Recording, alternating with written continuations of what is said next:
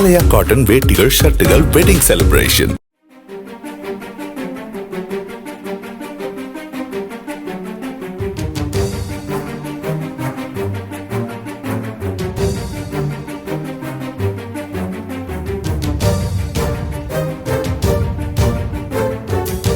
விழுப்புரம் மாவட்டம் செஞ்சி அருகே பொதுமக்கள் பள்ளி மாணவர்கள் பயன்பெறும் வகையில் சங்கராபரணி ஆற்றின் குறுக்கே பழுதடைந்த பாலத்தை சீரமைக்காமல் தனியார் தங்கும் விடுதிக்காக 2 கோடி ரூபாயில் பாலம் அமைத்துக் கொடுத்ததாக குற்றச்சாட்டு எழுந்துள்ளது. செஞ்சி மேல்களவாய் சாலையில் உள்ள சங்கராபரணி ஆற்றில் தரைப்பாலம் பல ஆண்டுகளாக சேதமடைந்து கிடப்பதாக கூறப்படுகிறது.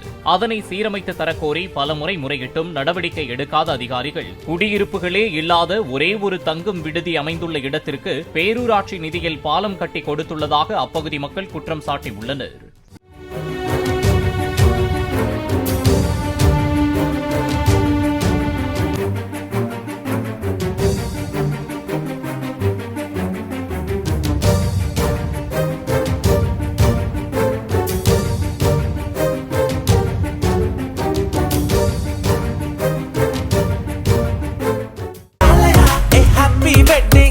ஆலயா காட்டன் வேட்டிகள் ஷர்ட்டுகள் வெட்டிங் செலிப்ரேஷன்.